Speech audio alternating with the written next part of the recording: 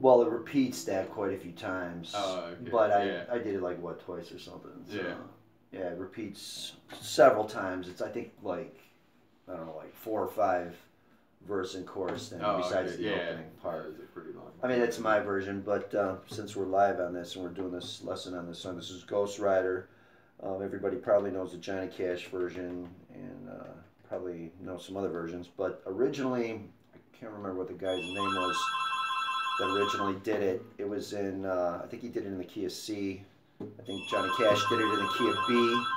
And I do it in, it's actually kind of like the key of C major, A minor, with some mixed things in there going. But I'm actually playing it kind of like in A for the verses. So. Hey, this is live, man. Live phone calls. Alrighty. So Paulie has been working on this for a while. Oh, yeah. So let's try it out.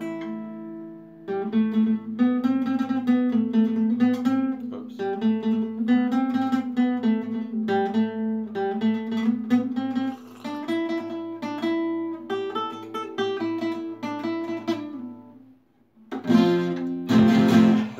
Forgot. Yeah.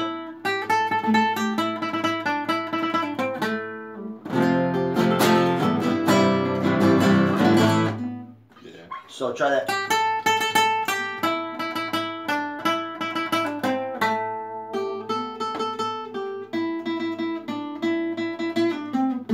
Yeah.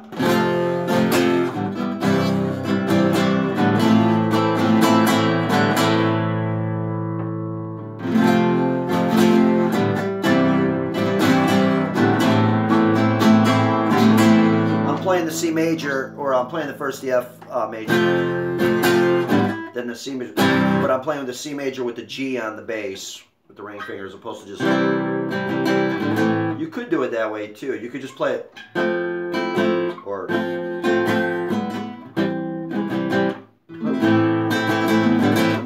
it the other way with all the fingers. All 6 strings.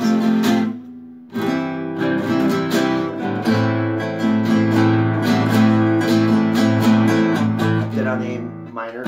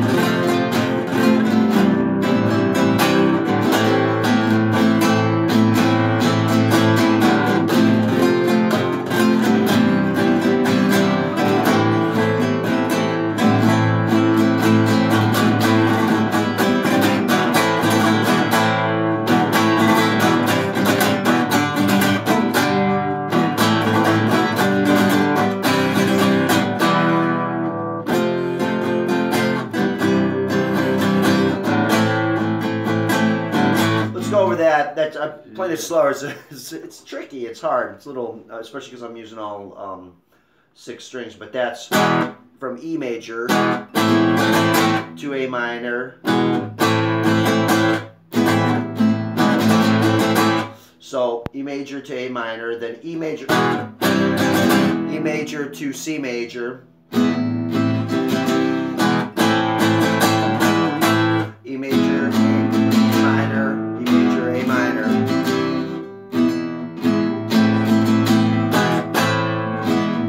So bum ba da da da bum ba da da da bum ba da da da bum ba. Then the what is it? The last one.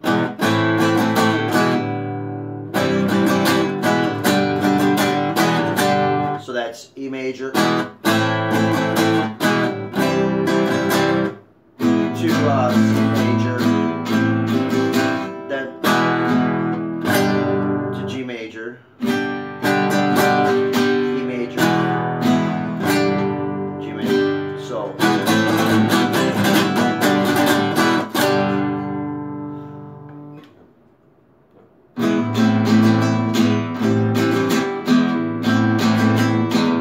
that's the first one. First one. Yeah.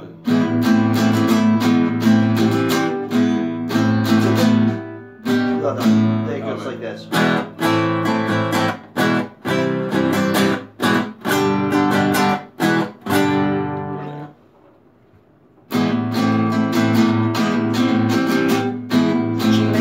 You're going instead of that A minor, go to the G instead. Oh, I got you. Yeah. G major. Back to G major. Yeah. Wow.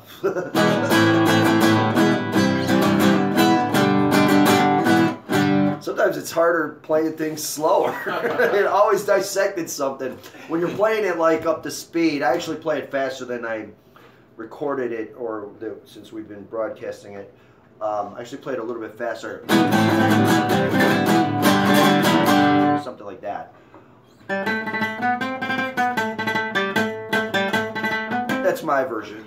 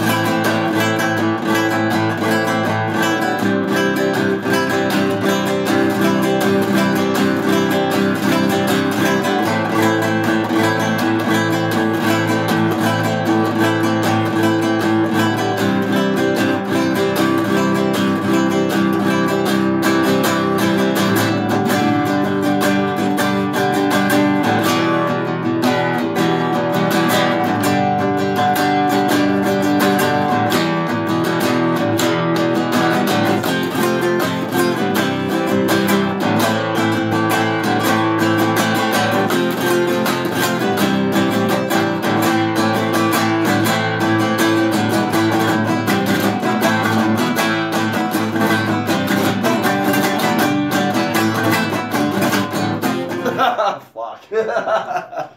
Anyways, what I do is I actually do the chorus part, Ghost Riders in the Sky, twice. The first time, I do it twice.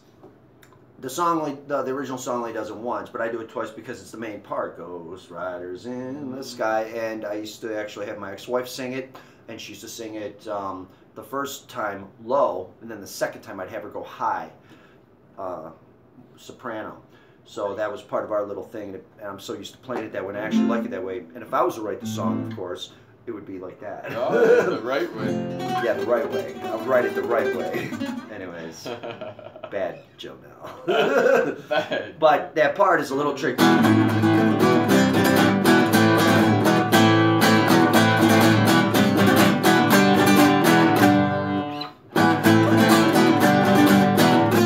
Whoops. When I don't play it up to speed, I sing it. It's hard to, like, I'm just so used to just not even thinking about it. It's hard. It's tricky. I don't play it too often, but it's fun, though. It's a great song of chordal control and rhythmic nuances because certain things you play slightly, certain chords you play in several different ways. So that's what's up to.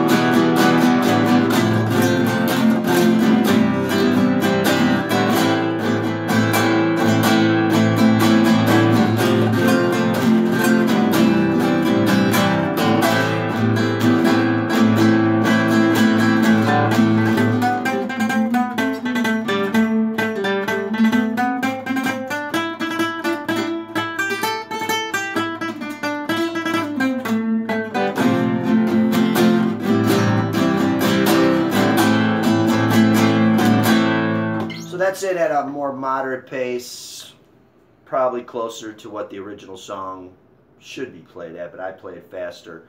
I'm not using my normal picks, my guitar, or normal string gauges, so I'm a little out of my element with this guitar. Even though this is one of my former guitars that Paulie's got for me. Oh, yeah. But we have it set up for him with lower action, lighter strings, a nylon pick that I don't use. So that's my excuse for playing a little sloppy today. And I might have more excuses too. Just feed me some more coffee or tea. Or both. Oh, yeah. Tea, coffee. Coffee, tea, or me. But let's try this shit again. Ghost Riders in the Sky, man. It's probably the coolest American song ever. Ever. I live in this country for this song. Yes. I would have left a long time ago if it wasn't for this song. I remember watching Hee Haw when I was a kid. And I believe it was Roy Clark. Can't remember if he was with Buck Owens or not, but I love those guys. Yeah, I mean, I saw it on there. I saw several people perform it, as well as Johnny Cash on TV when he was a wee little lad. When I was a little bastard, fresh from Europe, taking in all this American culture. Hee Haw, Lawrence Welk, and fucking Elvis. That's it, man. That's it. It's the best part of American music. No, I'm kidding. A lot of great American musical artists, especially rock and roll. But this song was always dear to my heart, and when I formed my little acoustic, classical, neoclassical-ish project, Ghost Pepper, with hand drums and percussion, and my ex-wife singing soprano-y in a variety of different ways, and we were doing cover songs as well as instrumentals of all sorts, all over the place, variety of different genres. And once in a while I'd have different people play with me, other guitar players, or we're trying to get a violin player involved with it. But we had a set list, and this was the song we opened with, and it was called Ghost Pepper, because Ghost Pepper is the hottest pepper in the world, naturally. The hybrids from it, like the real pepper I'm talking about, like the Carolina Reaper and all this, it's a ghost pepper mixed with a habanero. So all these other hybrids that are now hotter than the original ghost pepper from India, I believe. What about those scorpion peppers? I think those are more hybrids. Once again, they're man-manipulated peppers. But by the hand of God, they came out. It was, the DNA was manipulated. It was by the Monsanto's. ghost pepper naturally, yeah. But then you got all these fucking rednecks in Carolina Reaper. We produce the hottest fucking pepper in the world. It's a great pepper. I got dry Carolina Reaper and sauce, Carolina Reaper sauce. So you got to have some of that shit in your home if you want to play good guitar. But anyways, some good old fashioned ghost peppers too. They got a wonderful flavor. Habaneros too. I love all that shit. Got a song called Habanero, and I was going to name my band Habanero Sun with but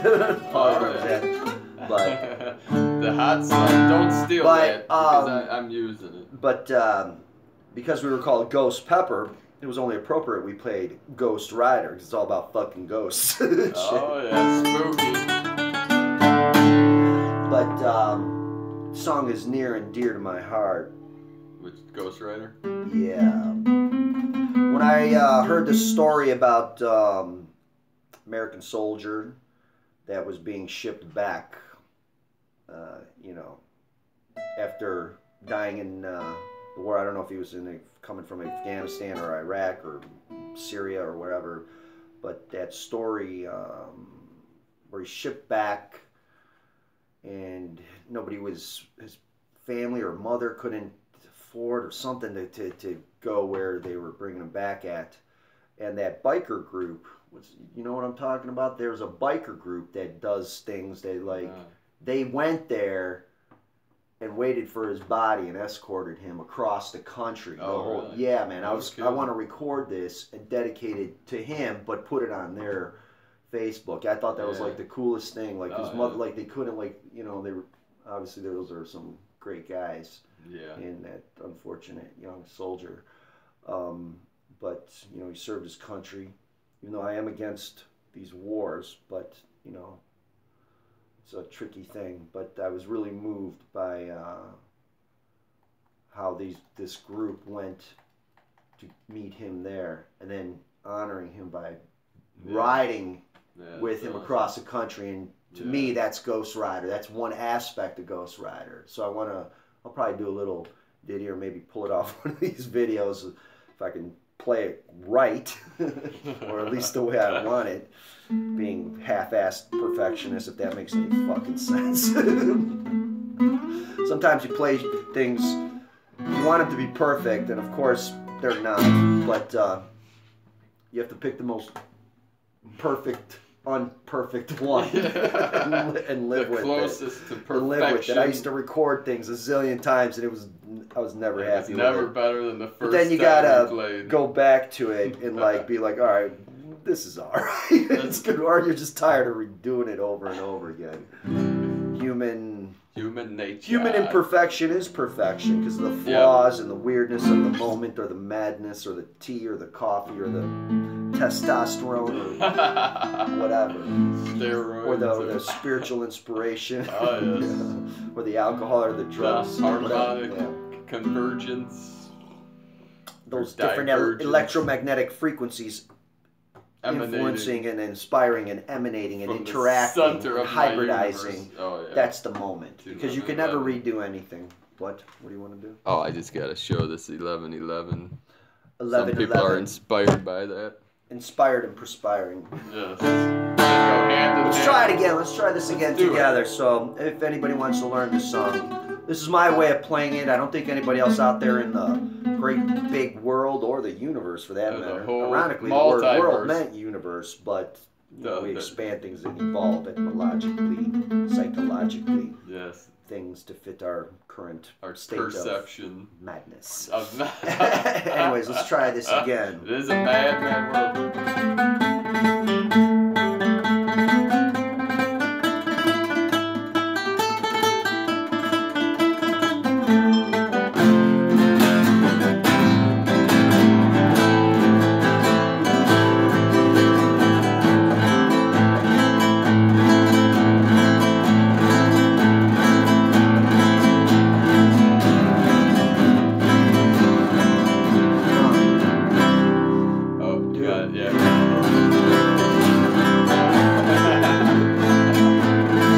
Watch there. Watch your hands.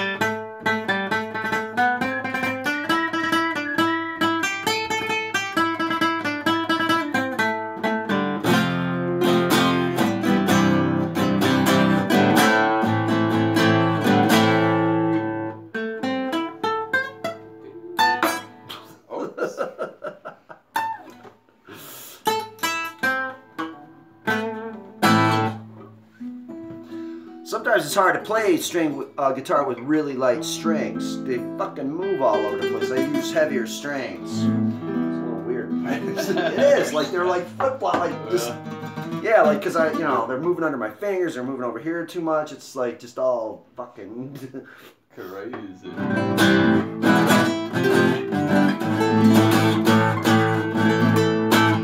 Alright, you want to try that again on your own?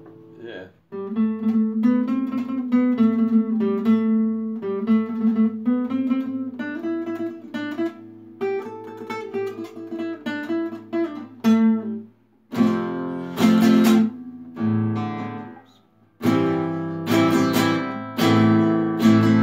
Broke his guitar pick when we were playing it together. Dun treta, dun treta. Yeah.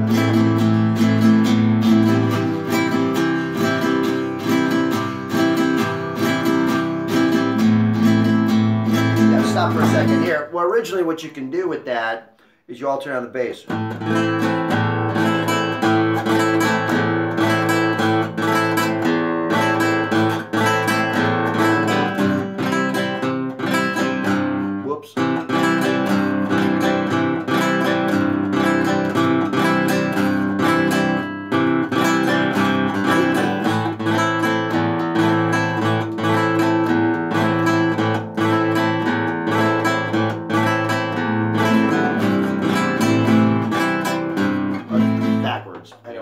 But going back and forth on that bass.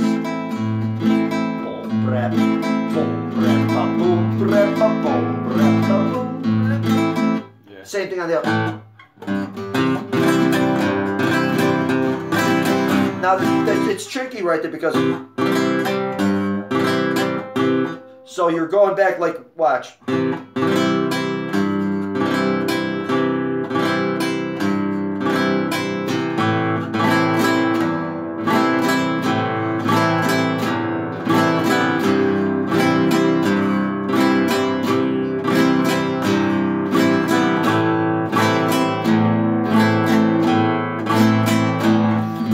It should be played, even though I'm you know, you just. It's kind of hard to get it in there, and it's hard to hear, sort of, because the bass is so loud. But it should be, especially if you play it at a slower speed, you could pull that nuance out better. It probably should be played at a slower speed, but of course I never fucking do anything right. It doesn't do anything slow. But that's what it should be. Even breathe quick. I mean, even when I do it, it just blends in because the notes are flying fast, and it's I am actually doing it, but it like gets to the point where I don't think too many people actually hear it. Yeah, because they're starting to drone because of the speed. Yeah. But when you're playing it slower, you can make that way more pronounced. I mean, that'd be the bass line, and that's one of the beauties of the guitar is it not only plays rhythms, but it's playing bass and rhythms and all kinds of things. So bringing that out with these cowboy chords, Ghost Rider chords, really takes the guitar back to its basic element as a chordophone. A guitar is a chordophone, meaning it plays chords. I mean, it does a lot more. According to Andre Segovia, it's a mini orchestra, and many others have said the same thing, because you can do anything. It has the range of bass frequencies, middle frequencies, high frequencies, soprano frequencies. So playing that rhythm correctly at a slower speed really brings the song out back to its original roots.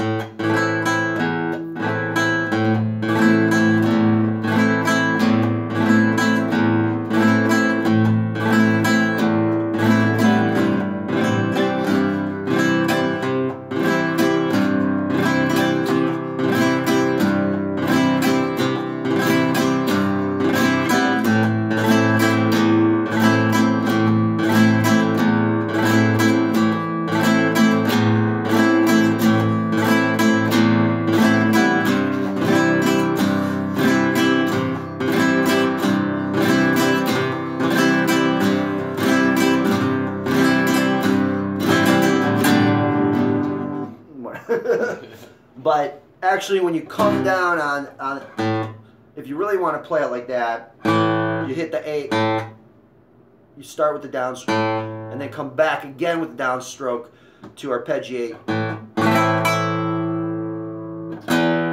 then come down on the low E.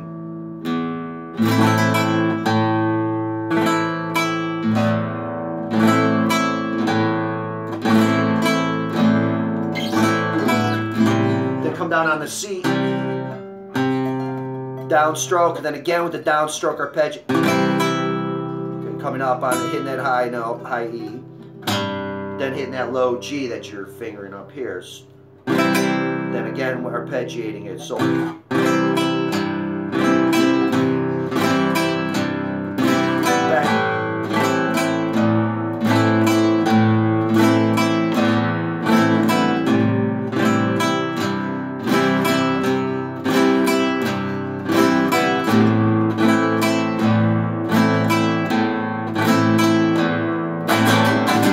now from that, you want to. So yippee-yi-yay, yippee-yi-yo, yippee-yi-yo, yippee-yi-yay, whatever the fuck. Yippee-yi-yay. Fucking great Howdy Doody song. So that's really bringing the power of the guitar out there. So 1, 2, 3. Coming up on. So 1, 2, 3 on the low E, E minor. That is. Don't forget, you got E minor and E majors in here. So that's why the key, it's like, it's basically you could look at it at C major, A minor, key structure, and then at times it'll hit E major, which the scale work in it would turn it right there. If you keep it within that C minor, A minor, C major, A minor framework, it would you would be able to play A harmonic minor or E Phrygian dominant, because of the sharpened note. The sharpened G. You have a G sharp in there. And you make the E major. So, but technically the song, the way I'm playing it, is in the key of C major, A minor. And then you throw in that E major and sharpen that G. But you're not going to do that kind of scale work within this, even if you do say solo over it, or if you got a guy playing around to it. You don't want to do that because you want to keep it cowboyski, as they would say in Eastern Europe or Russia or whatever. Cowboyski. You know, fucking Howdy Doody and the shit, and the cows and the girls with the jeans. Did they really say cowboyski? Ski? Cowboyski. Yeah, cowboyski or cowboyska, some shit like that. I don't know. Depends how much vodka or booze. A little aggressive. Gotta fix that. My That's little the magic word. Yes.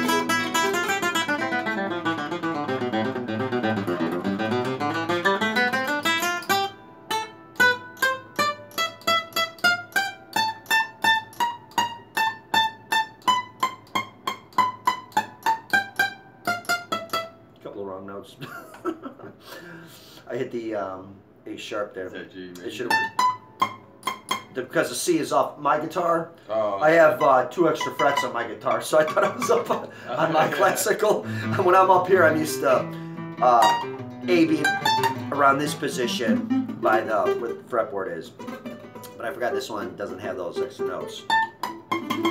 So you have to go off the fretboard. You have to go like this. Some shit like that to stay in key.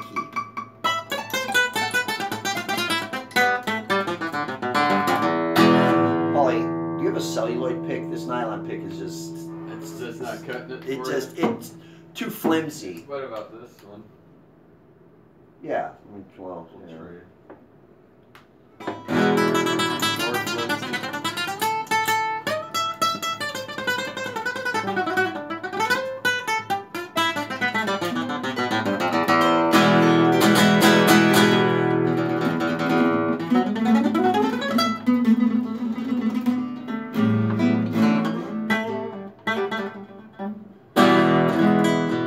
You can always build up to it.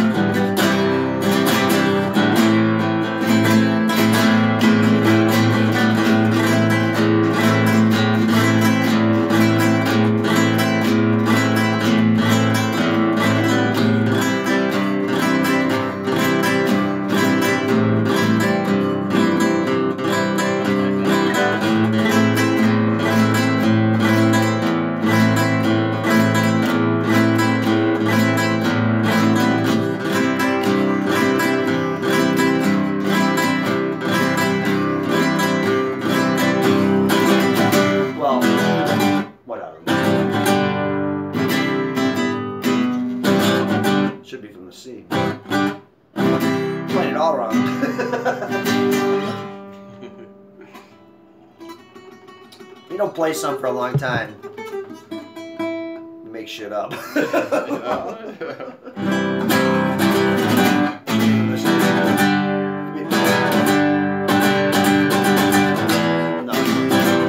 So that one comes off the C.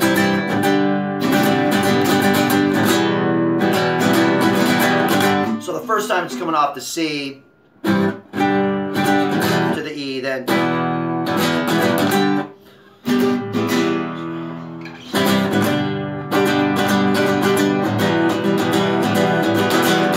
that's where it comes off the E, going to the G. Yippee-yi-yay, yippee-yi-yo. Yippee-yi-yay. Then you go into that. But you got to do the little. Is that tango?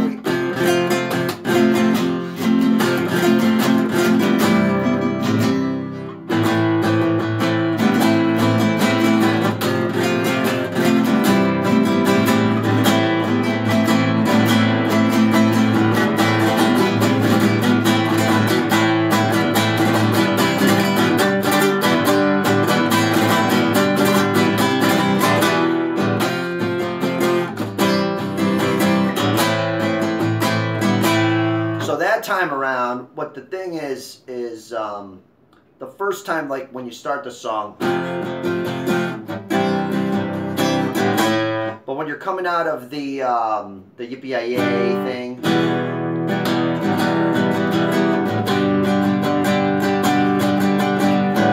same chords, but that at that time, so you're coming in differently.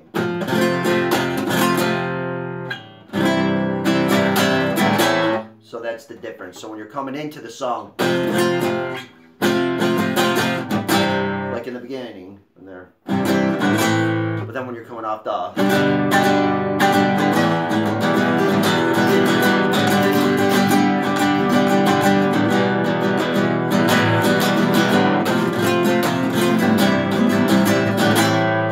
that's what I'm saying. I like playing it like that. I mean, at least the way I'm playing it, the rhythm that I'm feeling, and the speed and all that. Even at a slow.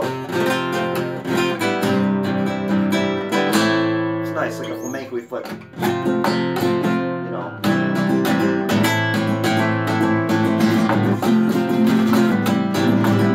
Play it a variety of ways. I mean, you can throw some risguado. You can, you know, take it. But this is with a pick.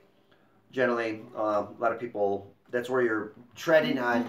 The song, basically, for me, because I play a wide variety of genres, the song, I'm combining American folky with a semi-flamenco, but, you know, in my own thing. So it's kind of a mixture, hybridized, taking in various elements of everything, but it when you put it all together and play it right, and if you got a band or percussion or something playing along with you, or a kitty cat or joining the party and joining the band, it can be pretty cool. Say hello to everybody in La La Land. Wave your little paw.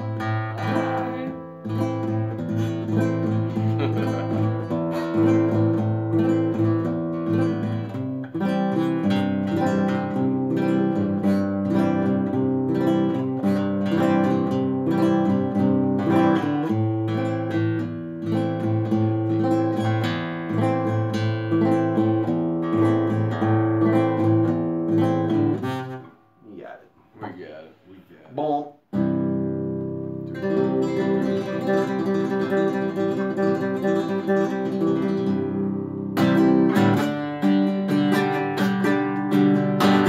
And that G, I play with the D on the right finger. I need a heavier. You should put like a mic cover.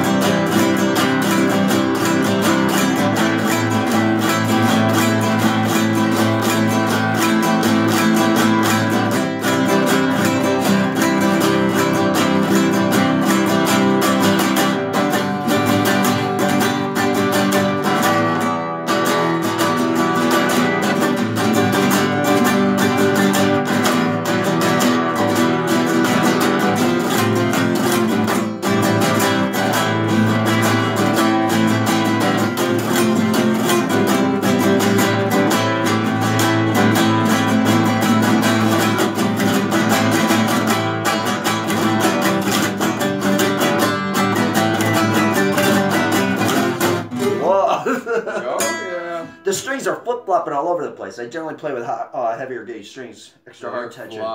They are. They're just flopping around under my fingers, so it's hard to control the damn things between the left and the right hand because they're moving around here and they're moving around here. Everywhere they're moving. So Well, depends on your skill level, how you like your guitars.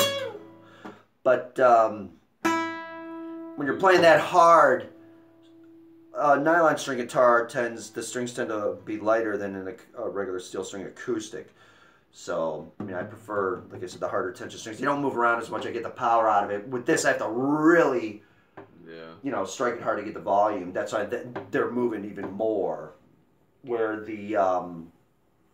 a heavier gauge string will give you the volume and the sound or the dynamic you want without so much movement between the picking and the left hand under the fingers. I mean, with these chord changes, striking so hard, you're not falling on the string. You know what I mean? It's like getting control of the strings, especially with all the little nuances in there. I mean, you're not just playing steady. There's a lot of little nuances and tricks on here. So I mean, the more technical you're playing, you actually want a slightly heavier string, a medium to a heavier gauge, just because you're controlling the thing. They're moving around. I mean, if you're just playing straight, doing nothing but playing straight and keeping a steady rhythm and tempo, you can use any gauge string. It doesn't matter for that part.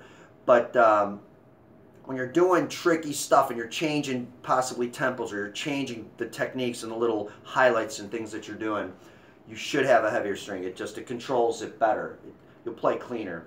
That's my excuse today. Oh yeah, good excuse. All right, I think that's enough for today. Hopefully we got something out of this. Yeah, thanks for watching. Maybe I'll record a better, correct version of it. See you on the next broadcast. Broadcast. I need some broads for that. Broadcasting.